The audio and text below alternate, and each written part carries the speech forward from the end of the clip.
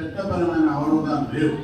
ఎందుకంటే ఇప్పుడు వెంబడే ఈ 42% పెంచుతావా, జనాభా ప్రకారం జనాభా లెక్కలు తీసి జనాభా ప్రకారం పెంచుతా అనేది ప్రభుత్వం ముందున్నటువంటి సవాల్.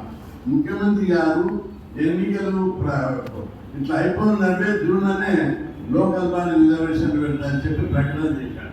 వెంటనే మన బీసీ సంఘాలన్నీ స్పందించి అట్లా వీలు లేదు, నువ్వు పంచాయతీరాజ్ సర్పంచ్ రిజర్వేషన్లు పెంచినాకనే ఎన్నికలు పెట్టాలి, లేకపోతే ఎన్నికలు జరపనేమని వార్నింగ్ ఇవ్వడం జరిగింది.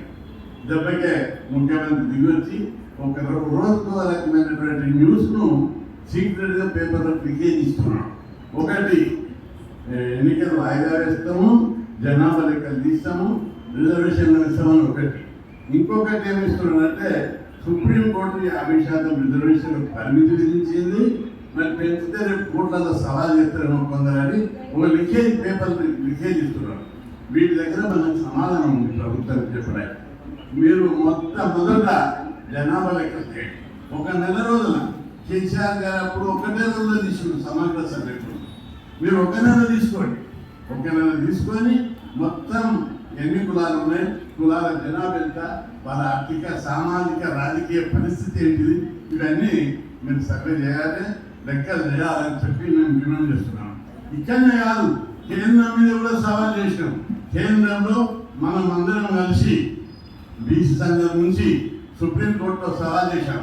కేంద్ర ప్రభుత్వం దేశవ్యాప్తంగా కులగణన జనగణనలో కులగణన చేయాలి. అప్పుడు కేంద్ర ప్రభుత్వం చాలా గడి చేసింది. 6 నెలల తర్వాత కౌంటర్ చేసింది, మేము చేయలేము ఈ కులగణన అని చెప్పితే మనం అందరు ప్రముఖులైనటువంటి అడ్వకేట్ నిత్యం ఆల రామకృష్ణ కూడా ఇన్వాల్వ్ అయ్యాడని రాలేదు, మంచి లీడరు. ఆయన ఓన్ ఖర్చు కృష్ణాని ఉద్యమానికి చాలా ఖర్చు అవుతుంది, నేను కూడా ఖర్చు పెడతాను, ఆయన ఒక కేసు ఇచ్చాడు. అలా సుప్రీంకోర్టులో కేసు కొట్టాడంటే చిన్న విషయం కాదు. కానీ దీంతో పాటు మేము ఇంకా 30-40 కేసులు తెప్పించిన. ఎందుకంటే ఇది ఫుల్ బెంచ్ పెట్టుకోవాలి, రాజ్యాంగం ఉపయోగించుకోవాలని చెప్పి కేసు వేసాం. ఆ కేసు నడుస్తుంది. ఆగస్టులో చర్చ జరుగుతుంది, వాదోపవాదాలు జరుగుతాయి. కేంద్ర ప్రభుత్వం మెడ నుంచి బీసీలకు ఇచ్చేది ఇచ్చాం కాదు, రాజ్యాంగబద్ధమైన హక్కు. పార్లమెంట్లో మాట్లాడాను, మాకు ఇచ్చేది ఇచ్చిన చారిటీ కాదు, బీసీ సార్ నాకు ఆస్తిని charity, it is our constitutional right, it is a democratic process అని చెప్పి ప్రధానమంత్రి నిలదీయడం జరిగింది. అయితే ఈ సందర్భంగా జనాభా లెక్కలు అనేది చేయడానికి కేంద్ర ప్రభుత్వానికి కానీ రాష్ట్ర ప్రభుత్వానికి కానీ ఎలాంటి ఆటంకం లేదు. ఒకటి. రెండవది, రిజర్వేషన్లకు సుప్రీంకోర్టు 50% అంటుంది. దీనికి అడ్డం రాలేదు. ఎందుకంటే బీహార్లో 75% పెంచారు, తమిళనాడులో 70% ఉంది. అక్కడ లేనంటే ఇక్కడ ఒకటి. అది ఎకనామికల్ ఫార్వర్డ్ కాదు. రిజర్వేషన్ల సిద్ధాంతానికి విరుద్ధంగా సుప్రీంకోర్టులో కేసులో సుప్రీంకోర్టు జడ్జిమెంట్ ఏమిచ్చింది, 50% సీలింగ్ అనేది ఎక్కడ లేదు, రాజ్యాంగం ఉందని సుప్రీంకోర్టు చెప్పింది. అగ్ర కులాలకు 10% రిజర్వేషన్ ఇచ్చినప్పుడు దాని మీద చర్చ చేయాలంటే చాలా ఉంది. వాళ్ళకి రిజర్వేషన్లు అవసరం లేదు. ఐఏఎస్ లా ఇంకోటి కట్టం అందుతుంది. మన బీసీలకు లాస్ట్ కట్ట ఎంత ఉంది, 75. ఎగ్జాంపుల్ చెప్తున్నా. ఎస్సీలకు 74 ఉన్నది, ఎస్టీలకు 70 ఉన్నది. అగ్ర కులాల లాస్ట్ కట్ట ఎంత తెలుసా, 60%. 60% మార్కులు వచ్చిన వాళ్ళకు ఐఏఎస్ వస్తుంది. మన ఎస్టీలు ట్రైబల్స్ అత్యంత పేదరికంలో ఉన్నటువంటి విద్యకు నోచుకున్నటువంటి ట్రైబల్స్ 70% జాబ్ వస్తుంది. ఈ ఫార్వర్డ్ కాస్టులకు 40% జాబ్ వస్తుంది. ఇది ఆ బ్రాహ్మణులకు, రెడ్లకు, వెర్మలకు, క్షత్రియులకు ఈ దేశంలో ఉండే సామాజిక న్యాయం ఇదేనా? మనం అందరం మన పౌరుషం ఉంటే కడుపు మండాలి ఈ దేశంలో. అందుకే మనకు అక్కడ కూడా అవరోధం లేదు. జనాభా ఉత్తరప్రదేశ్ కేసులో సుప్రీంకోర్టు ఏం చెప్పిందంటే, జనాభా లెక్కలు సమగ్రంగా శాస్త్రీయంగా ఉంటే ఆ మేరకు రిజర్వేషన్ పెంచొచ్చని సుప్రీంకోర్టు ఇంకో తీర్పులో చెప్పింది. కాబట్టి జనాభా లెక్కలు ఉంటే 50% ఇచ్చిన, 42% ఇచ్చిన ఎలాంటి అవరోధాలు న్యాయపరంగా ఉండవు. చట్టపరంగా రాజ్యాంగంలో ఎక్కడ లేదు లిమిట్. కాబట్టి లేవు. ఉన్న ప్రతిబంధక వల్ల మీ మైండ్లో ఉన్నాయి. మీరు ముఖ్యమంత్రులు అవుతారు, స్వతంత్రం వచ్చినప్పటి నుంచి మంత్రులు అయితే, ఎంపీలు అయితే, ఎమ్మెల్యేలు అయితే, మా వాళ్ళు సర్పంచులు అయితే కూడా మీరు వల్ల ఇదే దేశంలో న్యాయం తప్పనిసరి ఎదురు తిరిగితే తప్పనిసరి మీ గతి చూపిస్తామని చెప్పి మనం ఈ సందర్భంగా హెచ్చరించవలసిన అవసరం ఉంది. బీసీ నాయకులు అందరూ ముఖ్యమైన నాయకులు వచ్చారు. మనం ఉద్యమ పంతాన్ని కూడా మార్చాలి.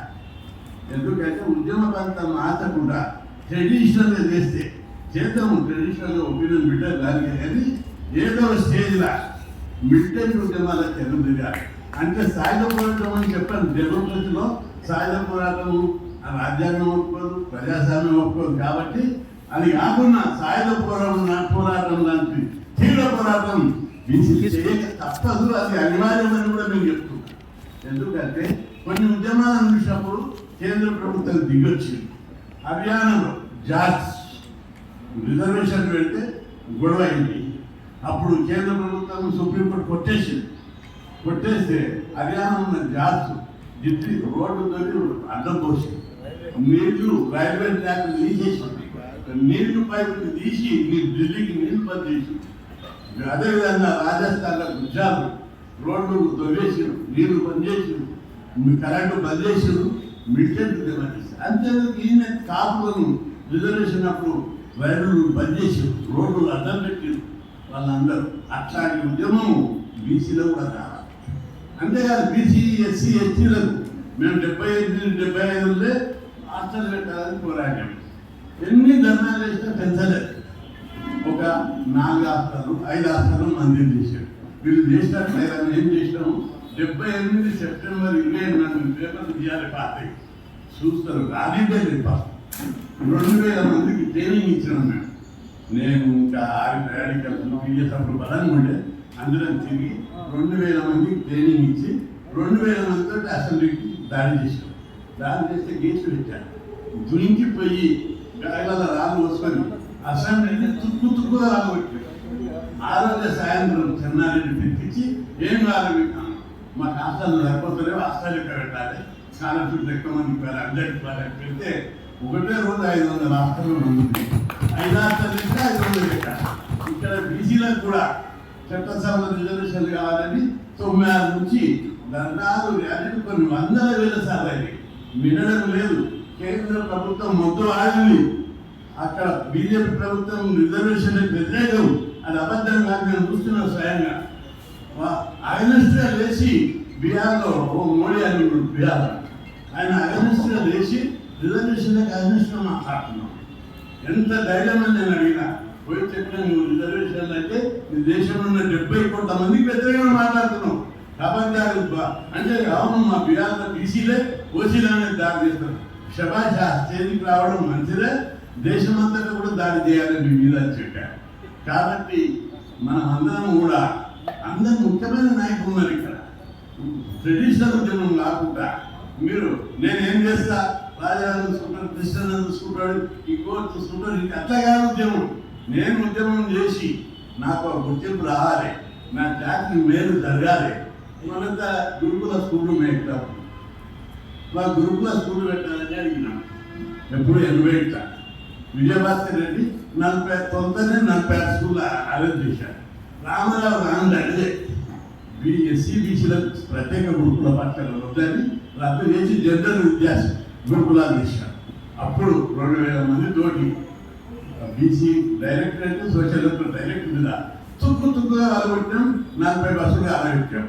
అంతేకాదు ఆ ఉద్యమంతో ప్రభుత్వం గడేలా దాడిపోయి మళ్ళా కొత్తగా 46 గురుకుల పాఠశాలలు ఇస్తే ఇప్పుడు 2 రాష్ట్రాల్లో 1500 ఉన్నాయి. మనకున్న గురుకుల పాఠశాలలు, మనకున్న హాస్టల్, మనకున్న ఫీజు రియంబర్స్మెంట్ దేశం ఎక్కడా లేదు. ఇక్కడ బలమైన బీసీ ఉద్యమం ఉన్నది కాబట్టి ఇస్తుంది ప్రభుత్వం. మనం అందరం కూడా ఇక్కడ ఉన్న స్కీమ్ దేశమంతా పెట్టుకొని ఈరోజు నేను డెవలప్మెంట్ చేస్తున్నాను. గురుకుల పాఠశాలలు, హాస్టల్స్, ఫీజు రియంబర్స్మెంట్, స్కాలర్షిప్ ఇస్తే మనోళ్ళు చదువుకుంటారు. ఒకవైపు చట్టసభ రిజర్వేషన్, ఇంకొక వైపు విద్యా హక్కు. మన కులాలు చదువుకోవాలి. రాజస్థాన్, మధ్యప్రదేశ్, ఉత్తరప్రదేశ్ పోయి చూసా, స్కాలర్షిప్ లేదు, ఫీజులు లేవు, హాస్టల్ లేవు, గురుకుల పాఠశాలలు లేవు. బీసీల బతుకులు అద్భుతమైనటువంటి బతుకులు కూడా. బీసీలే కాదు, ఎస్సీలకు కూడా చాలా తక్కువ ఉన్నాయి. అవన్నిటికీ ఒకవైపు పోరాటం ఉంటుంది. అవన్నీ కావాలంటే చట్టసభలో రిజర్వేషన్. మనం అందరం ఒక మిలిటరీ ఉద్యమాన్ని ప్లాన్ వేయాలని మీరు మన పిల్లలకు పదం పెట్టాలి.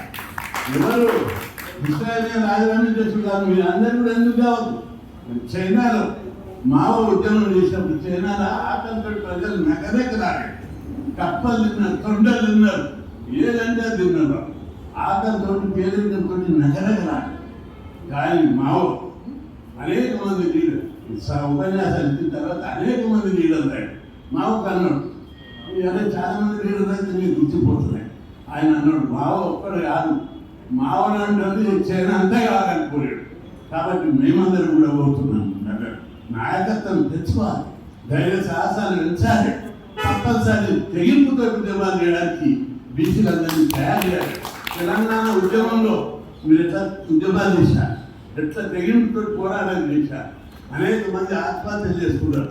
బీసీలకి అన్యాయం జరుగుతుంటే, సామాజిక ఆర్థిక దోపిడీ జరుగుతుంటే మనం ఎందుకు పోవాలని మీ లోపల రగిలాడే, అగ్ని ద్వారా రగిలి దోపిడీ ప్రభుత్వాలకు వ్యతిరేకంగా తిరుగుబాటు చేయవలసిన సమయం ఆసన్నమైందని మీ అందరికీ గుర్తు చేస్తున్నా. కాబట్టి పంచాయతీరాజ్ రిజర్వేషన్లు పెంచడం అనేది అనివార్యం. ప్రభుత్వం తప్పించుకోదు, మేము వదలమని కూడా ఈ ప్రభుత్వాన్ని హెచ్చరిస్తున్నాం. మీరు ఎమ్మెల్యేలు మీరే, ఎంపీలు మీరే, ముఖ్యమంత్రులు మీరే, మేము సర్పంచ్ కూడా కావద్దా, ఎంపీటీసీ డిప్యూటీసీ కూడా కావద్దా? ఇంత అన్యాయం చేస్తుంటే చూస్తూ ఊరుకుంటామా? కాబట్టి అందరూ కూడా మీ అనుచరుల ద్వారా, మీ సహచరుల ద్వారా ఈ ఉద్యమ విస్తరణకు మీ పార్టీలు ఏమైనా ఉండొచ్చు, ప్రభుత్వాలు ఏమైనా ఉండొచ్చు, మన హక్కులకు ఆత్మగౌరవానికి భంగం కలిగినప్పుడు తప్పనిసరి మన పోరాటం తెగింపు పోరాటాలు అవసరం. ఒక రాజు దగ్గర ఉదాహరణ చెప్తా, శ్రీకృష్ణదేవరాయల క్రియేట్. ఎందుకంటే చిన్న ఎగ్జాంపుల్, ఆ రాజు దగ్గర ఒక నౌకరు ఉన్నాడు. ఆ నౌకరు శ్రీకృష్ణదేవరాయలకు వీపుకు మాలిం చేస్తుండే, కాళ్ళు కడుగుతుండే, కాళ్ళు ఇస్తుండే, నెత్తికి మాలిం చేస్తుండే, అన్నీ చేస్తుండే. కానీ రాజు ఒక రోజు కోపంతో అమ్మ అది అనిపించాడు. తిరిగితే ఆ నౌకరు గొడ్డలు తీసుకొని రాజు మీదకి ఎదురు తిరిగాడు. సార్ ఏంటని నన్ను అన్నీ కడిగినావు, నన్ను వేయించినావు, కాలు వేసినావు, కాలు వంకినావు, నెత్తి మాలి చేసినావు, నువ్వు వేయని బయలు బట్టలు ఇచ్చినావు, అన్నీ చేసినావు. కానీ ఏదో కోపంలో నేను మాట తిరిగితే నువ్వు మీద గొడ్డలు తీసుకొని సత్తావా అని పట్టుకుంటున్నాడు. అడిగితే న్యాయస్థానం మీద వెళ్తే ఆయన ఏమన్నా, సార్ నాకు ఆకలితోటి మీ దగ్గర జీతం ఉంది, పెండలు కూడా ఇస్తాను, ఇది మాలిం చేసుడు కాదు, కానీ నా అమ్మ మీ ఆత్మగౌరవం దెబ్బతీసేది రాజునే కాదు దేవుడి మీద కూడా గొడ్డలు చేస్తాను. అంటే బీసీలకు కూడా ఈరోజు ఆత్మగౌరవం దెబ్బతింటుంది. అది కలుగునా ఏంటి మీకు కడుపు మండాలి. అదే మీరే ఎమ్మెల్యేలు, మీరే ఎంపీలు, మీరే మంత్రులు, మీరే ముఖ్యమంత్రులు 76 ఏళ్ళ నుంచి మాకు సర్పంచులు కూడా తీసేస్తారా? సర్పంచులు కూడా రమ్మన్నారని మనం అందరం మండాలి. మా జనాభా ఉంది, మా జనాభా ప్రకారం మా వాట. ఇది ప్రజాస్వామ్య దేశం, భిక్షం కాదు. ప్రజాస్వామ్య దేశంలో ఎంత జనాభా ఉంటే అంత జనాభా ప్రకారం వాట. ప్రపంచంలోని అన్ని ప్రజాస్వామ్య దేశాల్లో ఇదే జరుగుతుంది.